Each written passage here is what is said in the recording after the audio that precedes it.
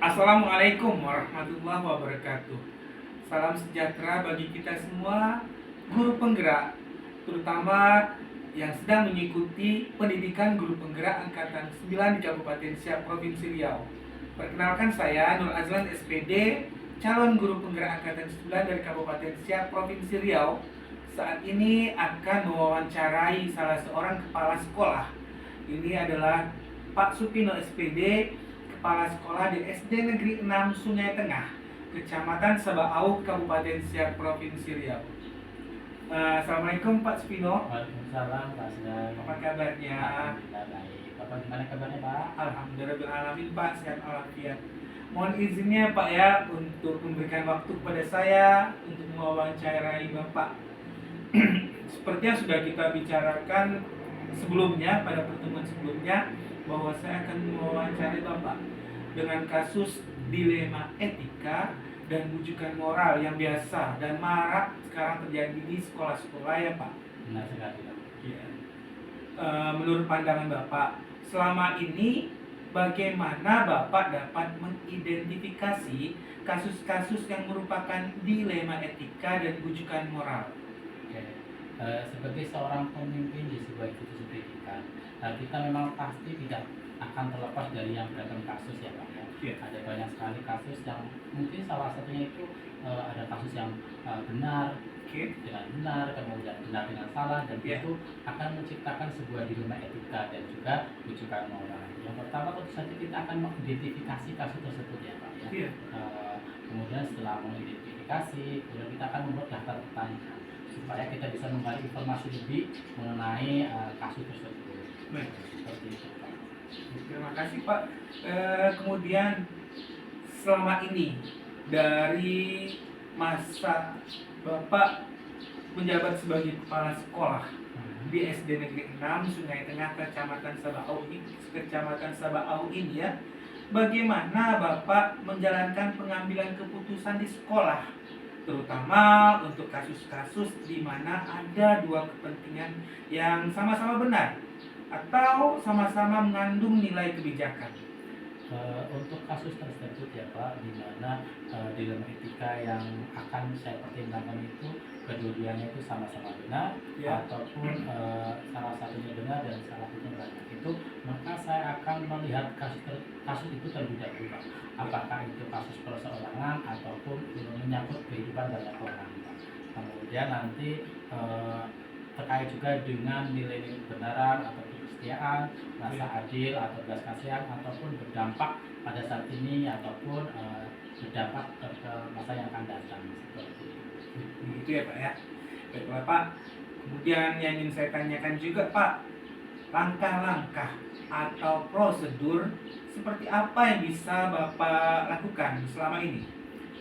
Yang pertama tentu saja kita sebagai seorang pimpinan itu memiliki intuisi ya, intuisi sebagai seorang pimpinan itu untuk mengambil sebuah keputusan. Tetapi di samping itu juga kita membutuhkan namanya komunikasi dengan rekan-rekan sejawat untuk mendapatkan masukan ataupun pertimbangan terkait dengan keputusan yang akan kita ambil. Kemudian kita juga akan mencari informasi supaya kita jadi bias Pak. Jadi informasi yang kita dapatkan itu menjadi akurat dan terpercaya.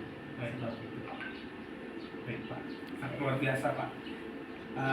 Hal-hal apa saja ya yang selama ini Bapak anggap efektif dalam pengambilan keputusan, terutama pada kasus-kasus dilema etika? Biasanya saya akan lihat kasus itu terlebih dahulu Pak.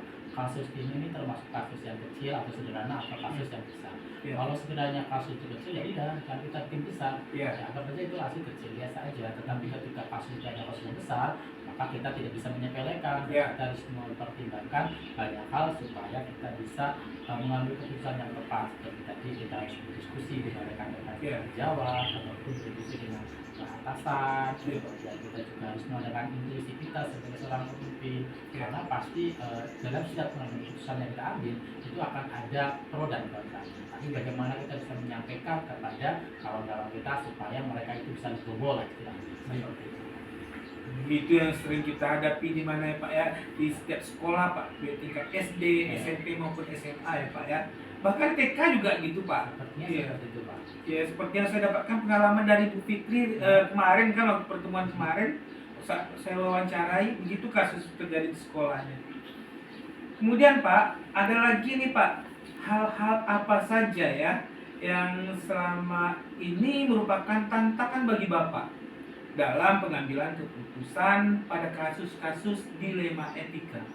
Yang pertama yang ditantang itu bagaimana supaya kawan-kawan ataupun teman-teman kita itu bisa menerima hasil keputusan kita, karena pastikan yang seperti tadinya sampaikan itu kan ada pro dan kontra. Ya. Tapi ketika kita sudah bersepakat bahwa ini adalah keputusan bersama, maka diperlukan keistiqomahan bersama supaya kita bisa bersama-sama menjalani dan melaksanakan hasil keputusan secara bersama. Seperti itu. Iya. Istiqomah ya Pak ya, dengan kesepakatan yang sudah disepakati, dengan keputusan yang sudah disepakati. Lalu Pak, menurut Bapak selama ini ya kan, apakah Pak Supino memiliki sebuah tata kelola atau jadwal tertentu ya dalam sebuah penyelesaian kasus dilema etika? Apakah Pak Supino langsung menyelesaikan di tempat atau memiliki sebuah jadwal untuk menyelesaikannya? Bentuk atau prosedur seperti apa yang Bapak jalankan? Jadi ketika kita mengambil sebuah keputusan itu Pak, kita lihat dulu kasusnya seperti apa. Baik. Apakah itu kasus yang kecil yang memang kita bisa ambil keputusan saat itu juga, atau ini keputusan yang besar yang tidak bisa kita langsung mengambil keputusan pada saat itu. Seperti tadi yang disampaikan, kalau memang kasusnya kecil ya udah kita selesaikan saat itu juga, kita ambil keputusan langsung di saat itu. Tetapi jika keputusan itu besar dan melibatkan banyak pihak itu, berarti kita tidak bisa langsung memutuskan pada saat itu, tapi kita akan membuat jadwal ataupun kesepakatan supaya kita bisa bermusyawarah, berdiskusi bersama, menciptakan keputusan bersama. Tentunya kita harus mencari informasi terlebih dahulu, kemudian juga berdiskusi dengan rekan-rekan yang memang bisa membuat keputusan kita itu menjadi lebih baik lagi. Seperti itu Pak. Jadi ini tentang banyak pihak juga ya Pak ya. Kondisional lah istilahnya. Iya baik. Terima kasih Pak. Kalau menurut saya tuh Pak, itu sudah tujuannya membentuk lingkungan sekolah yang sehat dan kondusif ya Pak ya. Baiklah Pak, terima kasih. Ini ada lagi beberapa pertanyaan yang mohon Bapak jawab juga Pak ya. Menurut Bapak, adakah seseorang atau faktor-faktor apa yang selama ini mempermudah Bapak di dalam pengambilan keputusan, terutama pada kasus-kasus dilema etika? Sebenarnya keputusan itu kembali kepada kita ya. Kita punya intuisi ya. Dalam mengambil sebuah keputusan. Tetapi seperti tadi yang disampaikan juga bahwa kita juga terkadang perlu masukan dari rekan sejawat. Kemudian kita juga bisa berkomunikasi ataupun berkonsultasi dengan pimpinan kita, dengan Korwil, mungkin dengan kepala dinas, atau juga kita punya tim lah yang bisa membuat sebuah keputusan itu jadi berimbang dan adil gitu. Dan tidak memihak, tetapi ini untuk keputusan bersama seperti itu. Tindakannya sangat luar biasa tuh Pak. Itu bisa menjadi masukan juga untuk saya Pak ya. Baiklah Pak, dari semua hal yang telah Bapak sampaikan tadi, pembelajaran apa ya yang dapat Bapak petik dari pengalaman Bapak pada saat mengambil keputusan dilema etika ini? Pembelajarannya mungkin kita yang pertama itu kita harus bisa mengidentifikasi dari kasus ataupun permasalahan. Kemudian kita juga harus bisa berkomunikasi dengan rekan-rekan kita. Kemudian kita juga tidak bisa serta-merta langsung memberikan keputusan, tapi kita harus mencari informasi terlebih dahulu supaya kasus yang kita tangani itu kita mendapatkan data yang akurat, tidak bias ya.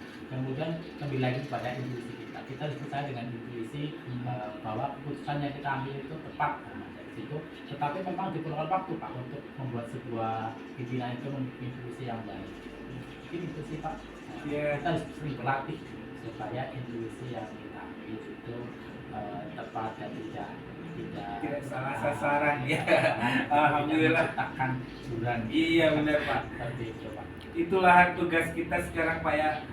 mungkin itu yang Bapak alami, nanti akan saya alami juga. Selama ini kan saya hanya seorang guru kan Pak. Terutama saya akan membina bagaimana siswa di kelas saya lebih baik nanti ke depannya. Tapi Pak ingat, Bapak itu juga sebagai seorang siswa di kelas Bapak. Iya. Jadi Bapak bisa menciptakan atau menerapkan kasus ini di kelas Bapak. Iya, betul. Bapak terlepas, tapi sebagai seorang pemimpin belajar, Bapak bisa menerapkan ini di kelas Bapak. Insya Allah Pak. Terima kasih masukannya Pak ya. Alhamdulillah, alamin. Masuk.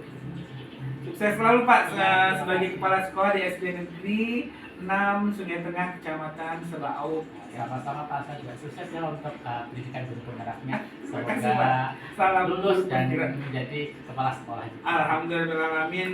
Tujuannya sama, menjadi guru penggerak. Baiklah Pak, saya akhiri untuk wawancara hari ini. Assalamualaikum warahmatullahi wabarakatuh. Waalaikumsalam warahmatullahi wabarakatuh. Demikian para guru penggerak, khususnya calon guru penggerak angkatan 9 yang sedang mengikuti pendidikan guru penggerak Kabupaten Siak Provinsi Riau. Wawancara dari saya bersama Pak Supino SPD, Kepala Sekolah SD Negeri 6 Sabaau. Maaf, SD Negeri 6 Sungai Tengah, Kecamatan Sabaau, Kabupaten Siak Provinsi Riau.